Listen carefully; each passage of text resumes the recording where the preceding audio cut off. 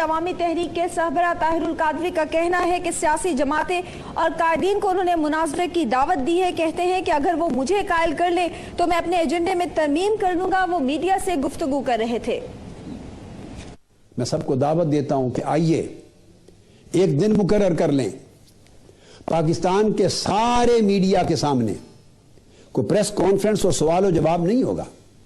پورا electronic media, print media صرف موجود ہوگا تاکہ ان کے ذریعے ہماری بات 18 کروڑ عوام تک پہنچ جائے. پاکستان کی ساری قومی سیاسی جماعتوں کے قائد, نمائندے نہیں, فقط قائد سربراہ, وہ آ جائیں. میں ان کو دعوت دیتا ہوں کہ میڈیا کے سامنے 18 کروڑ عوام کی عدالت کے سامنے ہم بیٹھ جاتے ہیں اور بڑے پیار سے, محبت سے, افہام و تفہیم سے, نظم و نسق سے, برداشت سے, ٹھنڈے پن سے, تحمل سے, بردباری سے دلیل کی بات کرتے ہیں. جو ایجنڈا میں نے رکھا ہے, میں بھی اپنا موقف, اپنا نقطہ نظر اس انقلاب کے لیے, اس مارچ کی ضرورت میں بھی پیش کرتا ہوں. آپ بھی اپنا نقطہ نظر کھلے دل سے پیش کریں, مگر دلائل کے ساتھ پیش کریں, اپنا موقف رکھیں.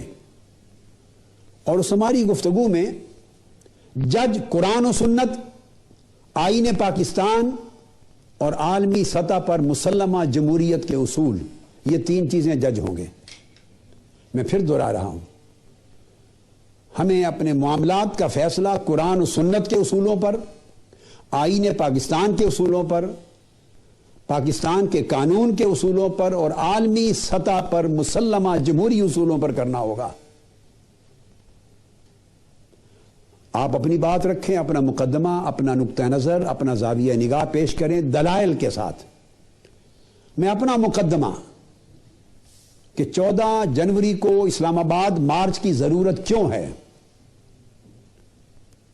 پارلیمنٹ کی طرف راستہ کیوں نہیں اختیار کیا گیا, میں انتخابات سے پہلے اصلاحات کیوں مانگ رہا ہوں, electoral reform, substantial electoral reform, ٹھوس انتخابی اصلاحات جس کے ذریعے ہر قسم کا دھن, دونس, دھاندلی, غنڈہ گردی, دہشت گردی, پیسے کا دخل, طاقت کا دخل, بددیانتی کا دخل ختم کر کے ایک صاف ستھری جمہوریت کے لیے میں انتخابات سے پہلے یہ اصلاحات کیوں مانگ رہا ہوں. آپ کا نقطہ نظر یہ ہے کہ نہیں, انتخابات ہو لینے دیں اور پھر پارلیمنٹ بات کرے گی. میرا موقف یہ ہے کہ اگر یہ کام اس نظام انتخاب کے تحت منتخب ہونے والی پارلیمنٹس نے کرنے ہوتے تو پچھلے 50 سال میں کئی بار سیاسی حکومتیں آئی ہیں, کئی بار آئی ہیں, وہ کر چکی ہوتی, پچھلے 5 سالوں میں ہو چکا ہوتا. تو یہ ڈیفرنٹ 2 مقدمات ہیں, 2 ڈیفرنٹ پوائنٹ آف ویو ہیں, 2 ڈیفرنٹ زاویہ نگاہ ہیں. آئیے ہم اس کا حل دلیل سے کریں, گالی گلوچ سے نہیں. آئیے ہم اس کا حل اصول سے کریں, اتہام اور الزام تراشی سے نہیں.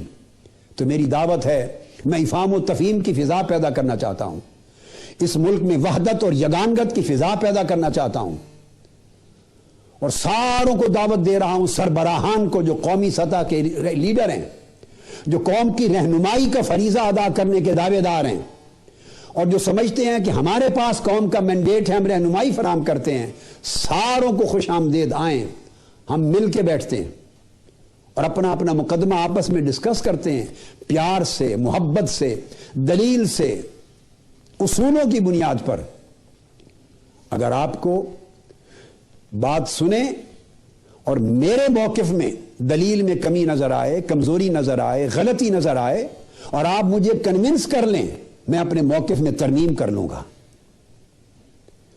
اور اگر میرے دلائل وزنی ہوں اور آپ سمجھیں کہ ان دلائل کی بنیاد حق پر ہے, قرآن و سنت پر ہے, آئین پاکستان پر ہے, آئین کی حقیقی روح پر ہے, جمہوریت کی حقیقی روح اور اصولوں پر ہے, اگر میری بات میں درست ثابت کر دوں تو آپ اپنے موقف کو تبدیل کر لیں. ڈاکٹر علامہ طاہر القادری کی میڈیا سے گفتگو آپ نے ملاحظہ کی. اور آپ کو بتائیں کہ ایم کیو ایم کے قائد الطاف حسین اور تحریک مناظر القرآن کے سربراہ ڈاکٹر طاہر القادری کے درمیان آج صبح ٹیلی فون پر گفتگو ہوئی ہے۔ دونوں رہنماؤں نے 14 جنوری کے عوامی مارچ کی تیاریاں اور سیاسی صورتحال پر تفصیلی تبادلہ خیال کیا ہے۔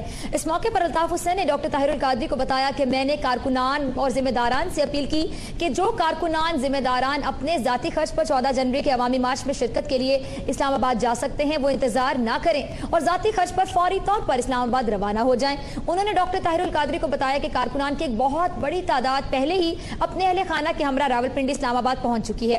عوامی مارچ کی تیاریاں زور و شور سے جاری ہیں اور عوام بھاری تعداد میں عطیات بھی جمع کر رہی ہے۔ اس موقع پر ڈاکٹر طاہر القادری نے کہا کہ ان کے کارکنان بھی عوامی مارچ کی تیاریاں بھرپور طریقے سے کر رہے ہیں۔ عوام میں بھی جوش و خروش پایا جاتا ہے۔ مخالفین کتنے ہی پروپیگنڈے کر لیں، انشاءاللہ 14 جنوری کو عوامی مارچ ہو کر ہی رہے گا۔ انہوں نے مزید کہا کہ جو لوگ اسٹیشن کو برقرار رکھنا چاہتے ہیں وہ تبدیلی کی اس لہر سے بری طرح بوکھلا گئے ہیں اور وہ اس تبدیلی کا راستہ روکنا چاہتے ہیں لیکن انہیں شکست ہوگی۔ پاکستان میں امریکی ناظم الامور رچرڈ ہوگلا نے کہا ہے کہ واشنگٹن ڈاکٹر طاہر القادری کے پیچھے نہیں ہے، امریکہ پارٹیز اور افراد کی حمایت نہیں کرتا۔ اسلام آباد میں میڈیا سے گفتگو میں امریکی ناظم الامور رچرڈ ہاکلینڈ کا کہنا تھا کہ امریکہ پاکستان میں صاف اور شفاف انتخابات کا حامی ہے۔ انہوں نے کہا کہ واشنگٹن ڈاکٹر طاہر القادری کے پیچھے نہیں، امریکہ پارٹیوں اور افراد کی حمایت نہیں کرتا۔ ان کا کہنا تھا کہ دہشت گردی کے خلاف کوششیں جاری رکھیں گے۔ رچرڈ ہاکلینڈ نے کہا کہ پاکستان کو کولیشن سپورٹ فنڈ دینے کا لائحہ عمل مستقبل میں طے ہوگا۔ شمالی وزیرستان میں آپریشن کا فیصلہ پاکستانی حکومت اور عوام کریں گے۔